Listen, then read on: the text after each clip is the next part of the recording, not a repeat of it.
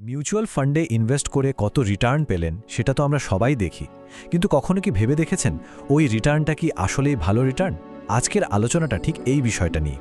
আমরা শুধু সংখ্যার পেছনে না ছুটে দেখব একটা ফান্ডের আসল পারফরমেন্স বোঝার উপায়টা কি। চলুন শুরু করা যাক। আচ্ছা, একটা সিনারিও ভাবুন তো। ধরুন আপনার মিউচুয়াল ফান্ড গত 1 বছরে আপনাকে দিয়েছে 12% রিটার্ন। শুনতে তো বেশ ভালো লাগছে, তাই না? মনে হচ্ছে দারুণ ব্যাপার। কিন্তু এখানেই একটা বড় কিন্তু লুকিয়ে আছে, আর অনেক ইনভেস্টর ঠিক এই জায়গাতেই একটা ভ্রম বা ইলিউশনের শিকার হন। তাহলে প্রশ্নটা হলো 12% রিটার্ন পাওয়া মানে কি সেটা সবসময় ভালো?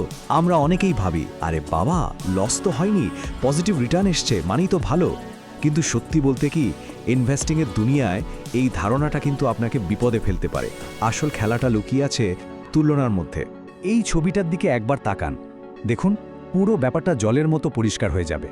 দুটো আলাদা সিনারিও, দুটোতেই আপনার ফান্ড দিয়েছে 12%, কিন্তু প্রথমটায় দেখুন মার্কেট রিটার্ন দিয়েছে 10%। মানে আপনার ফান্ড কিন্তু মার্কেটকে বিট করেছে, এটাকে আমরা বলি আউট পারফরমেন্স। এবার পাশেরটা দেখুন, এখানেও আপনার ফান্ড দিয়েছে 12%, কিন্তু মার্কেট দিয়েছে 18%। মানে আপনার ফান্ড আসলে বাজারের থেকে পিছিয়ে পড়েছে। এটাই হলো আন্ডার পারফরমেন্স। তাহলে বুঝতেই পারছেন আসল ব্যাপারটা কি। এই যে পারফরমেন্স নিয়ে ভ্রাম, এটা কাটানোর জন্য আমাদের হাতে একটা দারুণ টুল আছে, আর সেটার নাম হলো বেঞ্চমার্ক। সোজা কথায় বেঞ্চমার্কই হলো সেই আয়না যা আমাদের দেখিয়ে দেয় একটা ফান্ড মার্কেটের তুলনায় আসলে কেমন কাজ করছে। তো বেঞ্চমার্ক জিনিসটা কি? এটা হলো একটা স্ট্যান্ডার্ড বা একটা রেফারেন্স পয়েন্ট। আমরা এই স্ট্যান্ডার্ডের সাথে আমাদের ফান্ডের পারফরমেন্সকে তুলনা করি। এই তুলনাটা না করলে একটা ফান্ডের আসল যোগ্যতা বোঝা সত্যি বলতে কি প্রায় অসম্ভব। ব্যাপারটাকে আরও সহজে বুঝতে চাইলে ভাবুন তো, বেঞ্চমার্ক হলো মার্কেটের একটা অফিসিয়াল স্কোর কার্ড। ঠিক যেমন ক্রিকেটের স্কোর কার্ড দেখে বোঝা যায় কোন দল কেমন খেললো, তেমনি বেঞ্চমার্ক দেখে আমরা মার্কেটের পারফরমেন্সটা বুঝতে পারি। আর আমাদের ইন্ডিয়ান মার্কেটে এরকম স্কোর কার্ড বা ইন্ডেক্সের কিন্তু অভাব নেই। নামগুলো আপনাদের খুবই পরিচিত, যেমন ধরুন নিফটি 50, সেন্সেক্স, এগুলো ট্র্যাক করে বড় বড় কোম্পানিগুলোকে। আবার মাঝারি সাইজের কোম্পানিগুলোর জন্য আছে নিফটি মিড ক্যাপ 150, আর ছোট কোম্পানিগুলোর জন্য আছে নিফটি স্মল ক্যাপ 250। এই ইন্ডেক্সগুলোই কিন্তু পুরো মার্কেটের স্বাস্থ্যের একটা চিত্র তুলে ধরে। এখন মনে হতেই পারে, ঠিক আছে বুঝলাম, কিন্তু এই বেঞ্চমার্ক দেখাটা কি খুব জরুরি? উত্তরটা হলো হ্যাঁ। একজন স্মার্ট ইনভেস্টরের জন্য এটা শুধু একটা অপশন নয়, এটা একেবারে অপরিহার্য একটা জিনিস। কেন জরুরি তার কয়েকটা কারণ বলি। প্রথমত, এটা আপনাকে বলে দেয় আপনার ফান্ডটা কি সত্যিই ভালো পারফর্ম করছে নাকি শুধু মার্কেটের জোয়ারে ভেসে যাচ্ছে। দ্বিতীয়ত, ফান্ড ম্যানেজারের আসল দক্ষতাটা কিন্তু এখানেই বোঝা যায়। আর 3 নম্বর এবং খুব গুরুত্বপূর্ণ, পারফরম্যান্সটা কি 1 বছরের জন্য ভালো নাকি 3-5 বছর ধরে লাগাতার ভালো ফল করছে, সেই ধারাবাহিকতাটাও চেক করা যায়। দেখুন, একজন ফান্ড ম্যানেজারের মূল কাজটাই হলো বেঞ্চমার্ককে হারানো। আমরা তো আমাদের কষ্ট করে জমানো টাকাটা একজন প্রফেশনালের হাতে দিই এই আশাতেই যে তিনি মার্কেটের অ্যাভারেজ রিটার্নের চেয়ে বেশি কিছু করে দেখাবেন।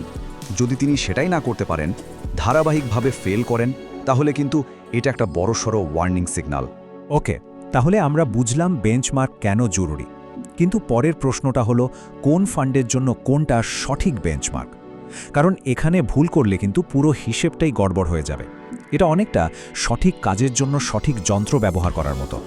এই টেবিলটা একটু ভালো করে দেখুন, এটা কিন্তু আজকের আলোচনার একেবারে সারমর্ম। খুব সহজ করে দেওয়া আছে। ধরুন লার্জ ক্যাপ ফান্ড, যেগুলো দেশের সেরা বড় কোম্পানিগুলোতে টাকা লাগায়, তাদের জন্য বেঞ্চমার্ক হবে নিফটি 50 বা সেন্সেক্স। আবার মিড ক্যাপ ফান্ডের তুলনা করতে হবে নিফটি মিড ক্যাপ 150-র সাথে। একইভাবে স্মল ক্যাপ ফান্ডের জন্য রয়েছে নিফটি স্মল ক্যাপ 250। আর ফ্লেক্সি ক্যাপ বা ইএলএসএস-এর মতো ফান্ড, যেগুলো সব ধরনের কোম্পানিতে ইনভেস্ট করে, তাদের জন্য বেঞ্চমার্ক হলো নিফটি 500। এমনকি ডেট ফান্ডেরও কিন্তু নিজস্ব বেঞ্চমার্ক আছে, যেমন ক্রিসিল কম্পোজিট বন্ড ইন্ডেক্স। পরিষ্কার, তাই না? ভুল বেঞ্চমার্ক ব্যবহার করাটা অনেকটা আপেলের সাথে কমলার তুলনা করার মতো। দুটোই ফল, কিন্তু তাদের মধ্যে তুলনাই চলে না। একটা লার্জ ক্যাপ ফান্ডের পারফরমেন্স যদি আমরা একটা স্মল ক্যাপ ইন্ডেক্সের সাথে মাপি, তাহলে তো বিচারটাই ভুল হবে, তাই না? তাই এই ম্যাচিংটা খুব জরুরি। অনেক তো থিওরি হলো, চলুন এবার একটা রিয়েল লাইফ কেস স্টাডি দেখা যাক। আমরা যা যা শিখলাম সেটাকে বাস্তবে প্রয়োগ করে দেখি, তাহলে ব্যাপারটা একদম গেঁথে যাবে। আমরা একটা লার্জ ক্যাপ ফান্ডকে অ্যানালাইজ করব, দেখব এই ফান্ডটা তার মার্কেটের তার বেঞ্চমার্কের তুলনায় কেমন পারফর্ম করেছে। স্ক্রিনের এই বার চার্টটা দেখুন। বাঁ দিকের বারটা হলো ফান্ডের রিটার্ন 11%, আর ডান দিকেরটা হলো তার বেঞ্চমার্ক নিফটি 50 রিটার্ন 14%। মানে একই সময়ে মার্কেট বেড়েছে 14% আর ফান্ডটা দিয়েছে মাত্র 11%। ছবিটা নিজেই কিন্তু পুরো গল্পটা বলে দিচ্ছে, তাই না?